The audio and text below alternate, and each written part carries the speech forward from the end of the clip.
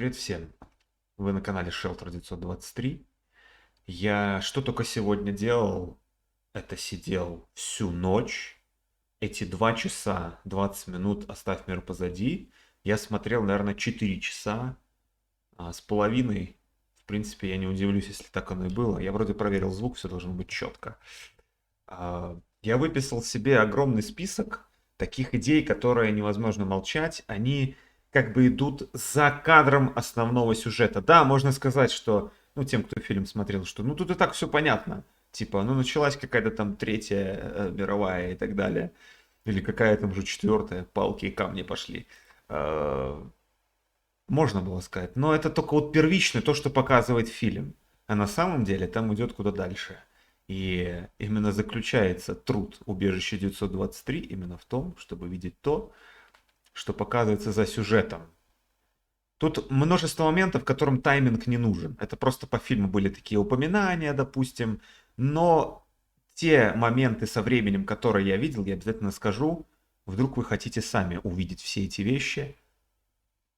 Я могу сказать только для начала, что в первый час фильма было очень много инсайдов. С первого часа по 2 часа их буквально либо вообще нет, либо один там какой-нибудь. И вот после 2 часов, там уже ближе к концу, что-то опять показали такое, что я записал, как есть отражение уже в других фильмах, сериалах такого, что нужно вот упомянуть здесь невозможно просто пропустить это. Это такие, которые имеют тенденцию моменты, поэтому они тоже будут проговорены. В общем, вот эти вот олени, я немножко не понял, про что тут речь. Там такой момент был в фильме, олени выходят из леса и типа что-то хотят. Я долго думал, что за олени, я не понял, может быть у вас есть какие-то догадки. Вот это именно то, что нужно было бы больше всего упомянуть, это вот про вот этих вот оленей, ничего не понятно. А все остальное, в принципе, более-менее. Итак, какие здесь есть детали, такие, которые для начала. Во-первых, я бы сравнил этот фильм с фильмом, по-моему, 16 года или 17-го. Нет, это был, кажется, 18-й. Он назывался «Как это заканчивается». Вот он похож, тоже примерно 6 баллов, тоже фильм, но вот этот вот, по-моему, больше привлек внимание, тоже США, по, если читать некоторые новости, такие кинохарактера. Больше привлекло внимание, чем вот этот вот, как это заканчивается. Там просто тоже была примерно оценка похожая, тоже были какие-то коды, какая-то странная погода, что-то случилось, опять в США. Это только в США не беспокойтесь, называется. Вот, но здесь показан страдалец Нью-Йорк, город. Это слово страдалец я еще скажу много раз. То есть как база такая, откуда исходит все мировое зло, я не знаю. Но, возможно, Рокфеллеру виднее. А, Это интересно, как этот город вплетен постоянно в какие-то интриги. Постоянно именно этот город получает со всех сторон. Если вспомнить хотя бы сериал «Штамм», там именно Нью-Йорк был. И опять Нью-Йорк пострадал больше всех, судя по всему. В общем, за весь фильм я дважды видел, то есть там буквально за первые 7 минут сюжета нам показали 67 число. То есть в сумме 13. То есть уже пошло числовой код 13. Просто в уме держим, пока без каких-то подтекстов. Просто 13. Да, вот как раз таки на 14 минуте, 23 секунде, там 22, 21 этот корабль все лучше и лучше видно по сюжету. Название «Белый лев». Вот я включил кадр. Вот оно, «Белый лев». Я такой смотрю.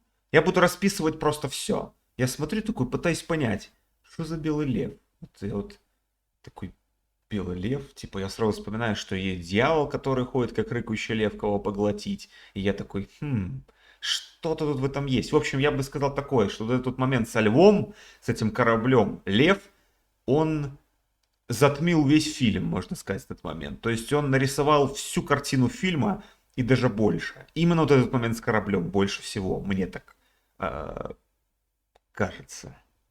В общем, суть заключается в том, что я начал вспоминать. Я вспомнил, что это связано с числом 88.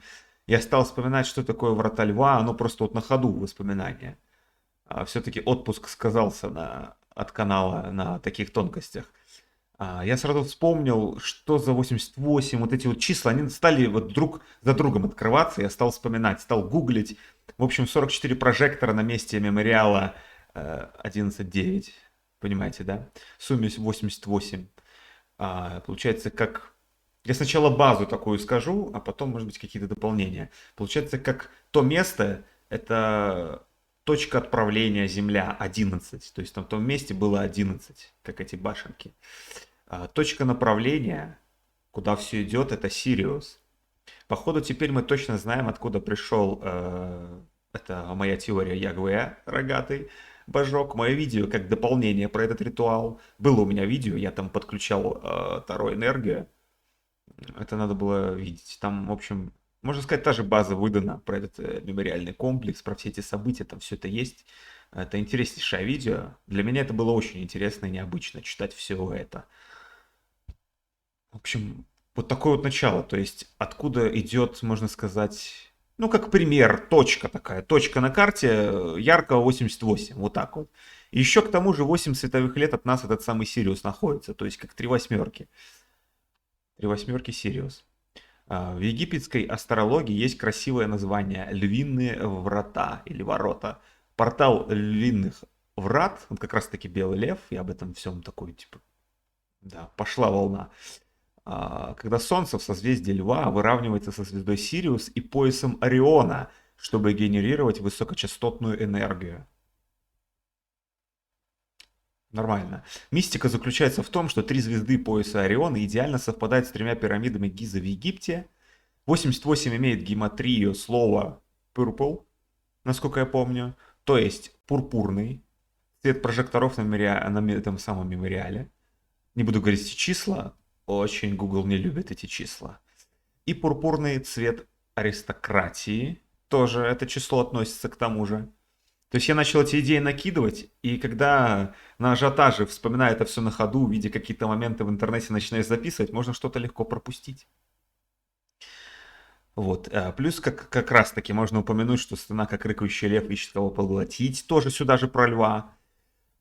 Получается, я сам себе вопросом задался. Сатана Яхва Сириуса выходит. То есть это этот Яхве. И аппетит у него львиный получается. Жрать столько некротики, столько веков подряд. Пурпурный это сочетание полярностей. Полярностей. То есть как 11, как и черное и белое. Также пурпурное это синее и красное. То есть тут вот обязательно нужно полярность соблюсти. Как два столпа мироздания. Яхмин и Буаз, вот эти вот самые 11 число, оно очень важно в этом проявлении. То есть это все только из-за этого корабля. Все, что я сейчас сказал про львиные ворота, 88, 11, вот эти вот полярности, Сириус, это все только вот этот корабль. Просто этот корабль и все. Еще можно упомянуть такую восьмерку по Библии. Это символ воскресения и новых начинаний. 8 человек были спасены ковчегом. На следующий день после субботы, первого дня новой недели или восьмого дня Иисус воскрес из мертвых. Тоже интересный такой персонаж, Иисус. Но это не тема этого видео. Одно из самых известных звезд созвездия Льва является Сириус. Самая яркая звезда на ночном небе. Самая. Можно сказать, что белая звезда, белый лев. Как минимум трижды, это уже дальше идет, как минимум трижды к 15 минутам фильма были отсылки на звезды. Там была майка Rockstar компании и Starbucks упомянули. Ну там будет еще звезда. Там получается у одного мужчины по сюжету на кепке черная звезда. Можно сказать Black Star. Но до этого сейчас тоже дойдем. То есть трижды упоминается, четырежды показывается. И что за звезда? Ну как раз таки Сириус. То есть тут так и показывается. Вот это я и связал. Сириус и этот момент с кораблем. То есть вот тут показывается, что же за событие происходит. То есть это как вот то, что сейчас происходит в этом фильме в США. Это можно сравнить как с новым 9, понимаете, по этому фильму. Вот. На 17:23 название серии есть. Там сериал «Друзья» смотрит дочурка. Что переводится как «Последний» или «Последний из нас», ну что-то вроде этого. Или последняя серия, или окончание. То есть там множество много смыслов может быть. Этот английский язык не понять. подчеркивается как некая катастрофичность и серия 17. 17. И вот тут начинается то, к чему у многих есть скептицизм. Как звезда Второ.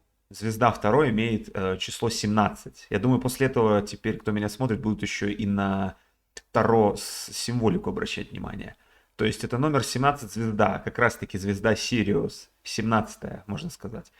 К слову, корпорация, отправившая Титаник в путешествие, название корпорации имело связь со звездой, то есть белая звезда, если быть точным. Звезда как надежда, это 17 Сириус. То есть Титаник это вполне вероятно, ну, обычный такой ритуал начала 20 века. Некротически схожий с 9. И вся энергия смерти на Сириус экспресс-доставкой. Получается, вот что роднит Титаник, и это событие начала 21 века. Тот корабль в начале, Белый Лев название, корпорация Титаник, выпустившая в этот путь в один конец, называется Белая Звезда. То есть Белый Лев, Белая Звезда, Сириус. Это понятно. Дальше. 17:31. На часах стрелки направлено 3:11. Давайте сразу искать. 17:31. По таймингам должно быть все идеально. Так, куда ты покатилась?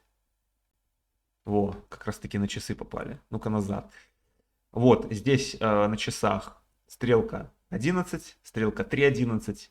Насколько я помню, это по сути то же самое, что и 9. 1. 1. То есть, можно сказать, что начинается как погружение в некую тайну, именно на 17-й минуте фильма. То есть это число, я думаю, все-таки ключевое, звезда. Потому что звезда в данном плане, ну, кажется, надежда по Таро. Такая хорошая карта, надежда. Но дело в том, что у каждой карты Таро есть негативная сторона. Все зависит от человека, от ситуации. Вот. Но, видимо, в этом случае анти-надежда, анти-мечта. Получается так. Так, что там по связи? Все записывает. Потом, совсем немножко проходит времени и начинается дальше Таро энергия. Это 17:39. Вот тут часики нам показывают. Нет, нет, не Не-не-не-не, надо так. так. Так, и они играют в какую игру? Правильно, башня. Башня, второ, это 16. Это число еще сыграет свою роль. Это сокрушение, это крах, внезапный удар. А в сочетании со звездой, которая показывает весь фильм, то это крах планов и надежд, внезапный. А название, получается, в фильме, слово есть, мир, Таро 21. Тут явная Таро связь, энергоподтекст это механики. То есть фактически мир, внезапное крушение мира, надежд, ну вот такое какое-то можно сказать. Главная внезапность. То есть это не... Тут, конечно, будет еще, как я сказал в начале, про 13 речь шла. Но 13 это больше такая, я бы сказал, позитивная карта, больше, чем башня, мне кажется. Потому что, ну, смерть, она как бы означает, что да, может быть какой-то крах, как башня, но будет и перерождение, будет трансформация. А по башне никаких перерождений, там просто крах. Вот. Такое дело, которое что-то случилось, все, его оставить только, оно уже все, не жизнеспособно. Ну, похоже со смертью, в принципе. И вот тут показывается нам игра в 16, можно сказать. Так, на 31:02. То есть нужно тут прям вот вымерять линейкой эти фрагменты.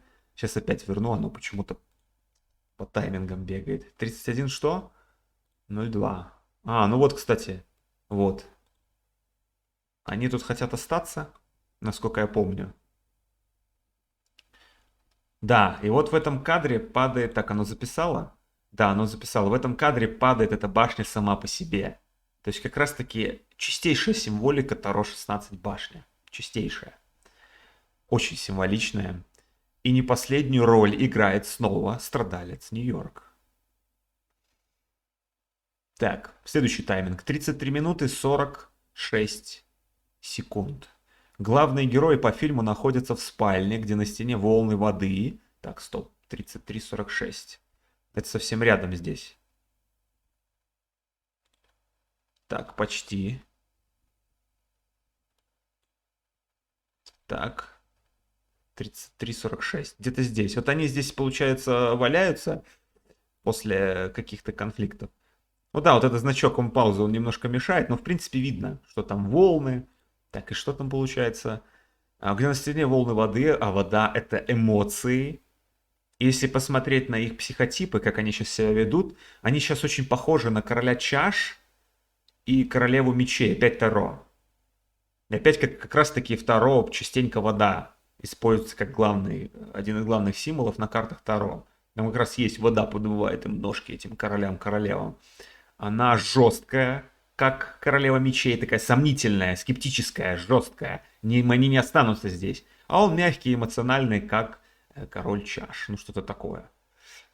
То есть он больше в эмоции, больше в понимание какое-то, а она нет. Нет, я сказала. Вот, поэтому вполне имеет место быть. Это все описание. Как бушующая эмоциональная какая-то стихия этой комнаты. Случайность, да, случайно оставили на стеночке все эти символы. Ну ладно. Потом есть момент по фильму, там уже перематывать не имеет смысла. 34-43, если кому интересно. Доченьку зовут как Роуз. Снова отсылка на Титаник. Вот это интересно. Это как бы подкрепляет мою идею про Титаник, что я это не сам себе там придумал, типа, что Титаник, что за бред. В общем, и он здесь как раз в кадре, там я на 35-44 записал. 35-44. Но и здесь это видно. То есть здесь видно, что слева и справа, как две башни стоят, вот эти лампы висят. Ну, в принципе, можно отнести, как я сказал, два столпа мироздания, 11 и Ахмин и Баас, любимые, куда же без них. Полярность, дуальность, противоположности, Круэлла туда же, хаос и порядок. Ну, черно-белый цвет ее волос, и не только, натуры. Допустим, у нее мать была одна злая, а другая добрая. Ну вот, и она, получается, совместила себе и то, и другое, и вот получилось 11 Круэлла. Что тут дальше? Спустя немного нам показывается книга на 16 страниц. Ну-ка, все-таки стоит мотнуть. 35-44. Оно причем где-то совсем здесь. 35-44. У меня мышка такая плохая, я ее скоро в мусорку отправлю. Потому что она не хочет слушаться моих перемоток. Ну вот как раз таки показывает этот момент, наводится с этим вот этим. Я только обратил после того момента, что здесь какие-то лампы висят. Вот. Я здесь обращаю момент на вот эту вот книгу.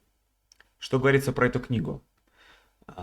Во-первых, она 16-страничная. Я прочитал не Тауэлл, а Тауэр. Я подумал, башня, пляжная башня, что она там оказывается Тауэлл, но не суть. Но по звучанию похоже на Тауэр все-таки. 16 опять. И история в духе как раз-таки вот этой вот книги «Башни 16 и краха 17». Не знаю, почему в интернете было написано, что это история на 16 страниц. Здесь не похоже на 16.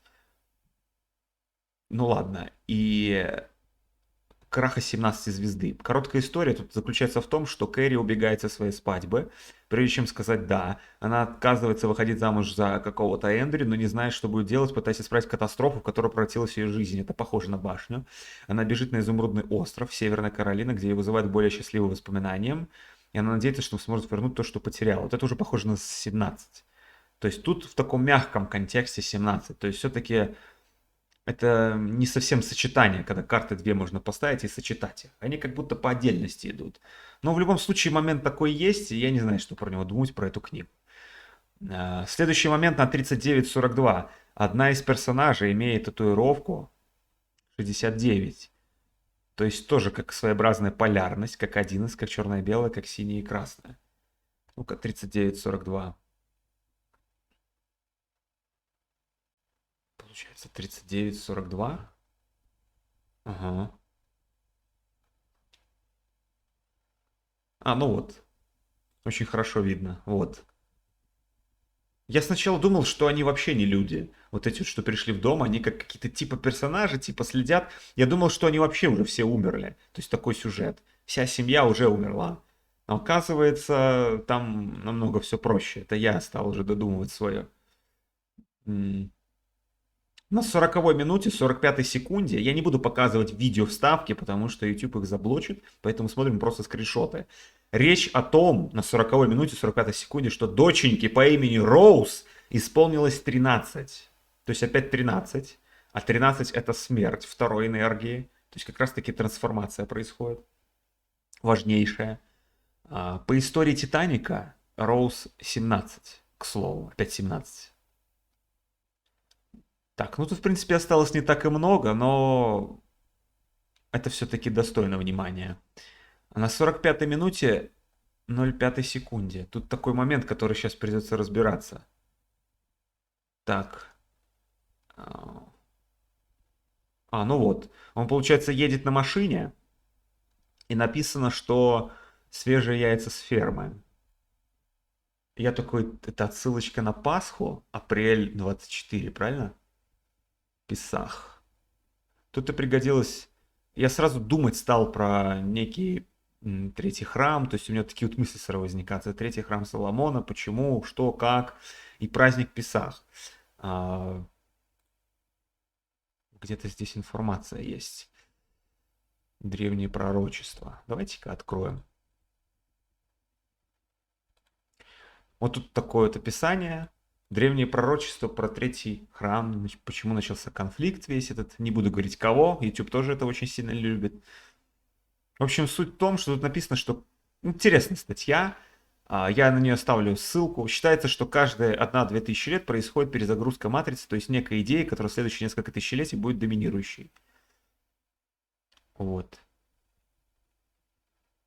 Такая глобальная интересная идея у них. Построить вновь разрушенный храм. Ну, это известная тема, что нужен Мессия. В общем, здесь очень много написано, я сразу подумал, здесь получается что? Вот, как раз таки 22 апреля 2024 года, я такой сразу про яйцо, вот это вселенское яйцо. Это что же идея про Пасху не просто так? Почему именно яйцо?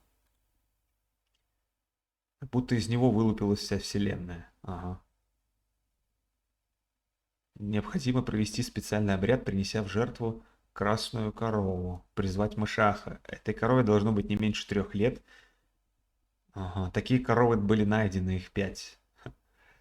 Получается, 22 апреля 24 в этот день как раз начнется Песах, Пасха. И к этому моменту все уже должно быть построено. Ну, в общем, вот такой вот интересный момент. Я такой, интересно, какая связь всего этого. Так, возвращаемся назад. Во всяком случае, я ставлю ссылку. Там есть что прочитать. Но информация такая скомпонованная. Ее можно быстро с ней познакомиться.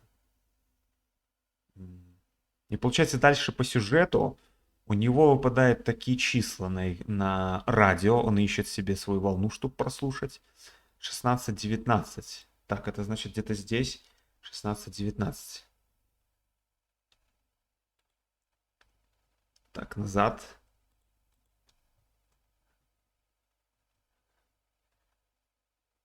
Так, вот тут он тыркает, тыркает. Вот, только что был 16-19. Быстро оно как-то перескакивает. Нужно смотреть на самой медленной скорости, судя по всему. Ну-ка. Так. Вот он сейчас будет тыркать. Наверное, такую скорость YouTube позволит пропустить. Ну, если вдруг там типа, видеоматериалы вы используете. Да? Ты что? Озолотимся, если используем этот кусочек в машине. Так, еще раз, какой тайминг? 45:05. Ну, вот оно. Только что было. Вот оно, 16:19. И суть заключается в том, что типа, как двойная полярность, можно сказать. То есть здесь и как бы и 69, и 9.1.1, и 6.1.1. То есть тут так показалось. Нередко, кстати, радио фигурирует в каких-то фильмах-катастрофах, и там можно увидеть такие числа. То есть куда же еще впихнуть числа?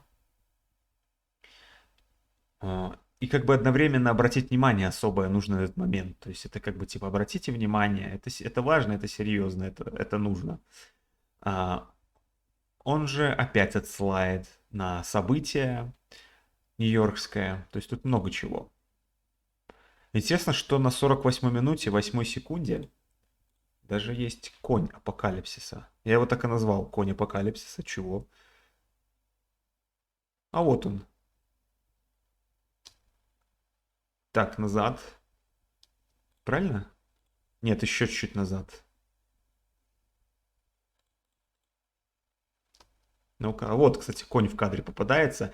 Коней в этом фильме больше нет вообще никаких. Я такой сразу конь апокалипсис, я сразу вспомнил Денверский аэропорт.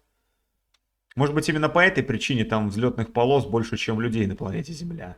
И столько отсылочек на странные события, эти все фрески. Чтобы взлетело или посадилось, наоборот, все, что только возможно. Где находится правильно? В США. Может быть, именно по этой причине этот аэропорт есть. То есть такой какой-то такой аэропортик неприметный. Ведь есть там огромный аэропорт, еще один огромный построили. Типа, давайте-ка мы на случай, всякий случай. Там, да, там еще по фильму упоминался якобы управляющий, настоящий управляющий мира там и все такое. Это такая отсылка, которая немножечко типа вот сыпанули конспирологии, чуть-чуть совсем ее сыпанули, типа вот посмотрите. Как бы, чтобы, не знаю, может быть, чтобы несерьезно относились, типа, раз про это упоминают. А те, кто по этой теме угорают, чтобы они, не знаю, там, опять серьезнее стали относиться, еще серьезнее. Или наоборот, не серьезнее. Непонятно, какая цель у этого момента была упомянуть про якобы там каких-то управляющих. Якобы даже упомянули, что управляющих никаких нету. Все намного сложнее и страшнее, типа такое. Ну, естественно, без описания всего этого момента. 52-33. Надпись на футболке «Подчиняться» или «Подчиняйся». Но я думаю, что можно сразу перейти на час 05:12, потому что там будет и эта футболка, и еще одна интересная надпись. Час 05:12.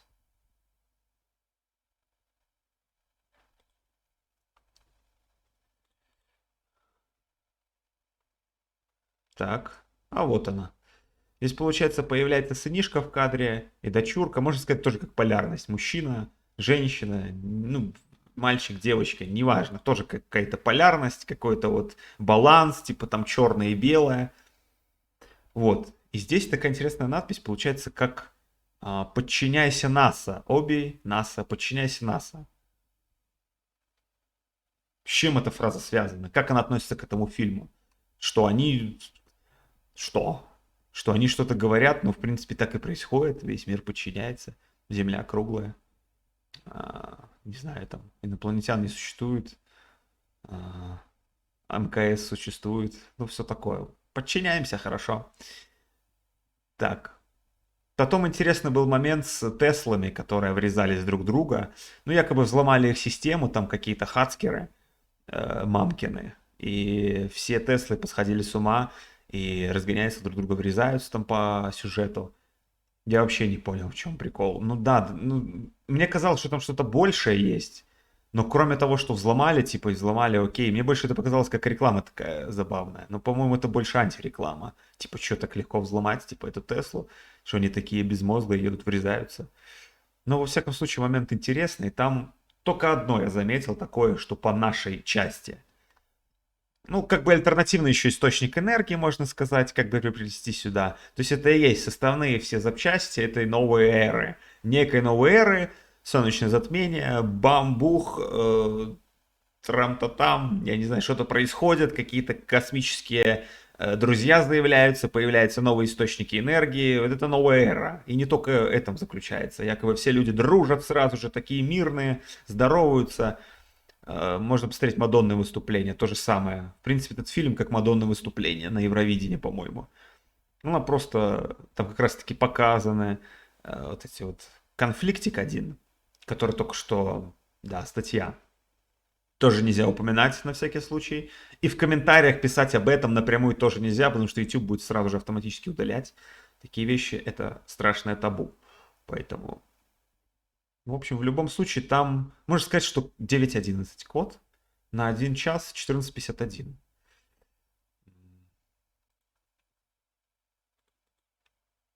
Да куда ж ты поехал? 1 час 14:51, да? О, код.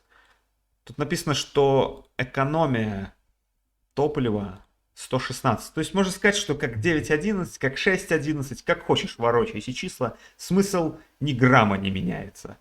Ну и суть, что вот это вот как альтернативный источник энергии. Я помню, что в клипе «Поменяй ритм жизни» Кэти Перри, Change to Rhythm, по-моему, называется. Там было про источник энергии, что-то непонятное, про какую-то воду огненную, про какую-то самогонку. Но, в общем, тоже какая-то вот такой вот подтекст. Там тоже падают и взрываются. Не буду говорить, что. Тоже слово табуированное. Вот. Что об этом думать? То есть это как все какая-то составная часть. Должно что-то вот такое вот бум произойти какой-то. Вот такой вот прям вот что-то вау. Не в хорошем смысле точно. И вот тогда уже пойдут и объединения, и все прекрасно. Как я сказал, фрески в этом аэропорту скажут больше, чем я сейчас, что там происходит. Там все нарисовали. Причем каменщики нарисовали, судя по капсуле времени, которую они там заложили. Вот после этого и думаете, что они ничего не значат, эти люди. Ага, так.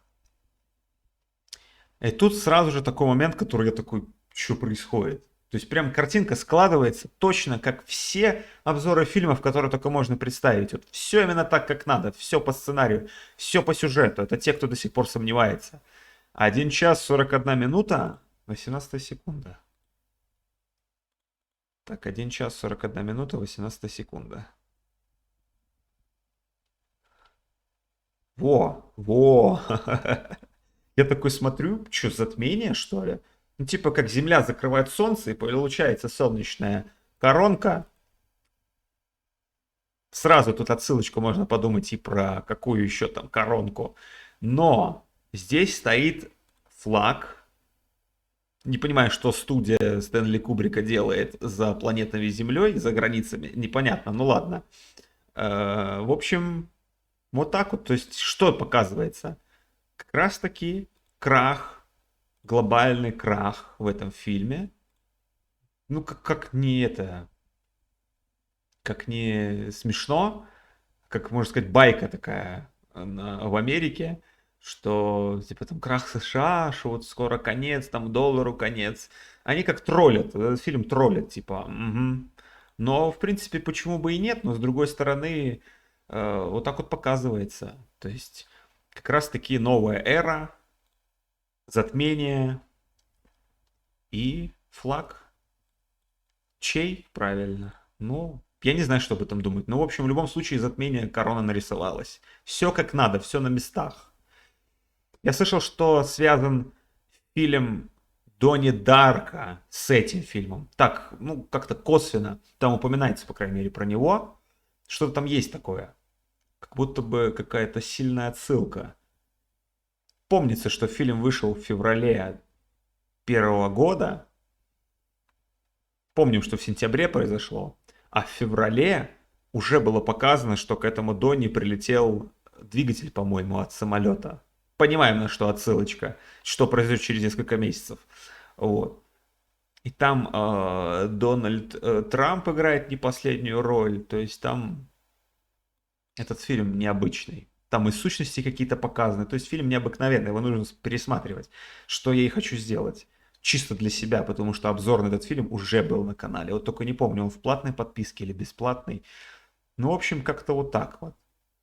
И здесь продолжается. То есть фактически можно сказать, что это как Black Star, черная звезда. То есть это символика, отсылающая на Сатурн, и начинается огромная тематика Сатурна, которая просто посвящена весь этот канал убежище, поэтому милости просим в плейлисты в описании, там, скорее всего, должно быть план для Земли, там про Сатурн столько всего, кто еще не слышал, это увлекательное чтиво. Получается 1 час 54 минуты. Кстати, ну вот как раз мужик по сюжету с кепкой черной звезды. То есть продолжается. 1:54:27. Сразу ищем. Что тут ждать? Так. Ну вот здесь видно, в принципе. Вот у него на кепке Black Star. То есть, есть еще песня такая, по-моему, Бона Джови, Black Star. Он там поет, что я черная звезда, То есть там были какие-то предсказания, он точно знал, когда он умрет, по-моему, так было. Что, ну вот какие-то вот, как будто бы он есть какой-то сильнейший энергетический задел на этом символике Black Star, какой-то губительный энергетический. Что-то есть в этом такое, как будто бы, что вот оно его зацепило жизнь, и произошло то, что произошло, как будто бы вот что-то с этим связанное. Black Star получается. 13, как ни странно. Можно сразу сказать, что это как звезда смерти. Как раз таки по звездным, по-моему, вот этим вот Стартрек, вот это вот Звездные войны, какое-то там вот такое вот название у них есть, Звезда смерти, это Луна, оказывается. Как раз таки смерть это 13 Таро, то есть опять переплетение происходит. И стоит упомянуть, как та компашка рэпера одного. Ну, знаете, Black Star, там эти бурхеры, это вот это вот тоже имеет отсылочку. Я думаю, огромную.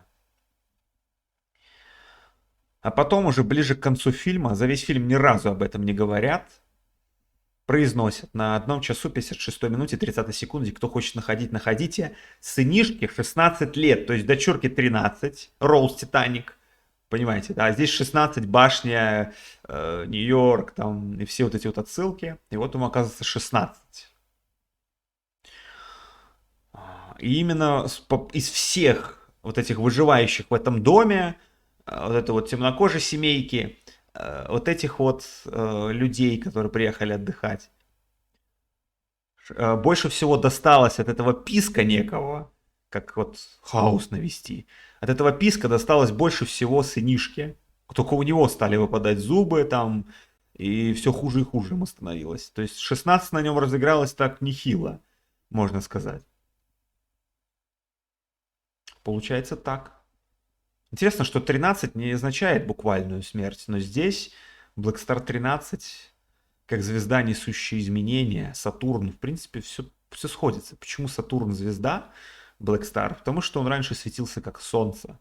Потух, и получился вот такой вот э, сумасшедшая планета, которая свои волны вещает на Землю в надеждах изменить судьбу человечества на свой лад, видимо, с этим огромным, просто огромнейшим, как две планеты Земля, штормом на Северном полюсе. Что там происходит? Только вот можно догадываться, что там происходит на этой планете. На этой планете загадок. Это настоящая кроличья нора, эта планета. А еще учесть, что Северный полюс в виде куба, то там начинается еще больше подтекстов сатурнианских, начинает по-настоящему болеть голова, сколько можно. Одну тематику откроешь, а за ней 100. Откроешь 100, а за ней 1000. И так все в загадках, числах и все такое. И я не буду уже больше грузить, я вижу, что 38 минут, я говорю, есть на 2 часу, 8 минуте 22-3 секундах. Еще раз, 2:08:23. Мгм. Ну вот, кстати, тут показывается многострадалец Нью-Йорк.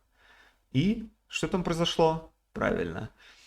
И это как раз-таки отсылает на то самое понятие бум. Ну, то есть в американском сленге есть такое понятие бум. Они говорят бум, когда имеют в виду вот.